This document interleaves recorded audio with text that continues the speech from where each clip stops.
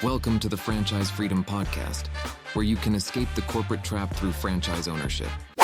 SEO is, as you mentioned, it's more organic. There's a lot of components to it. And maybe we come back to SEO. But my thing and the questions that I have, and I'm sure the listeners have, is, the game has changed. Back in the day, you just did a blog post and that was more than enough because there was less people on, there was less technology, less ways, right? So now with AI and everything that's being able to be produced, I'm noticing I do a Google search. It's like you're getting AI. Now you're getting AI responses on top, which I found interesting. So that, correct me if I'm wrong. Is that still technically SEO because the AI is pulling from somewhere? So if you can explain a little bit about, what the future looks like if you're doing traditional SEO, what is going to change in the future, and how do you make it to that, to where the AI is going to be picking up your stuff?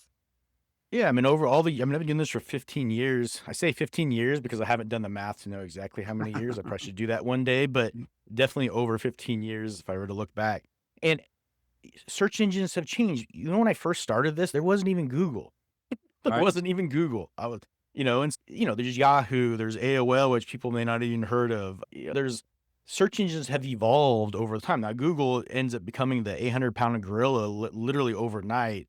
And so that's where all everybody ever talks about. But then even beyond Google, YouTube's a search engine. Yeah. YouTube was bought by Google. They didn't invent YouTube, and that was its own search engine.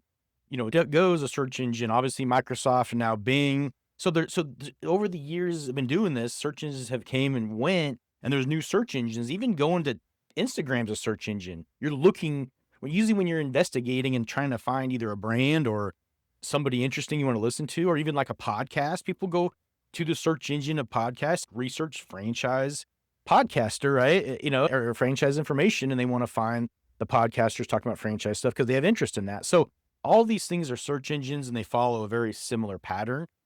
Guess what? When AI comes into the picture, it's the same thing. It's just a way more advanced competitor that, good, bad, or otherwise, it just means that I need to put energy into figuring out what that new robot needs to see to, for my clients to then be seen and be found. And, for me, I've been seeing this coming for 3 years now. A lot of people are just being introduced to this like this year or so this isn't new to me. I've already been doing the research and it's rapidly changing. So I don't want to sit here and say that anybody's an expert, but once you understand the bones and the fundamentals of it, you just keep evolving from that and to account for that in the strategy that I take on for my clients. Now, it's affecting informational searches more than anything. When somebody's doing research, like I've been using it a lot. I don't know if I want to admit it or not, but I like adding context. If you can't tell, I can talk and talk and talk. When I search for something, I'd rather give a paragraph search with tons of context, and I want AI to give me the answers because I can get the same context back and then my answer. That's more valuable to me than having me to go dig for that information. And so right now we're seeing it mostly affect those types of searches. You never go to Google and write a paragraph, right? And the quality of result I'm getting is helpful. But if I'm looking for a roofing company, the franchisee level, at the local level, I mean, think about AI. They're full of information, but like, how does AI differentiate between 10 roofing companies? The information that's provided to them on the surface of a website is all equal in AI's mind. They're going to look for third-party information like reviews. Right. They want to see the sentiment of those reviews. They want to see other websites recommending them, forums, Reddit, things like that. So like they're evaluating it very similarly than how Google does, but probably a little more unique though. So I think if I were, a betting man, I'd say there's inconsistency in local results at this point.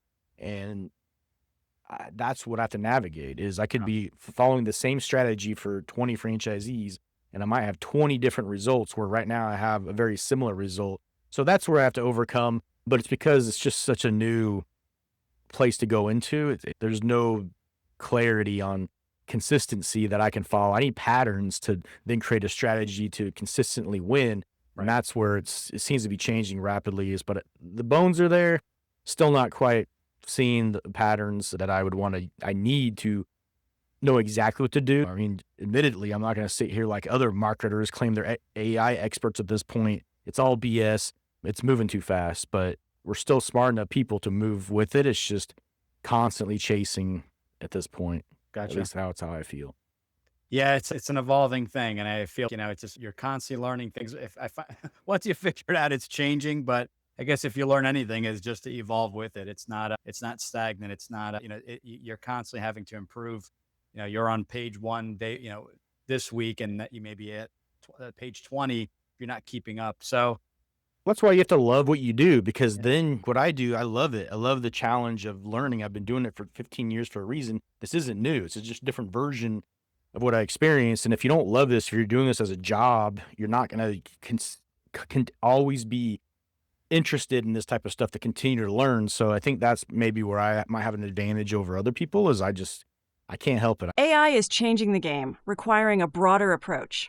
For franchisees or solopreneurs with limited time, say 5 hours a week, what are the absolute must-do SEO activities that will yield the biggest impact in this new landscape? Thanks for tuning in. If you want to learn how to make the transition from corporate to owning your franchise, join Giuseppe on the next episode. You can also follow on all social media platforms and achieve financial and time freedom today.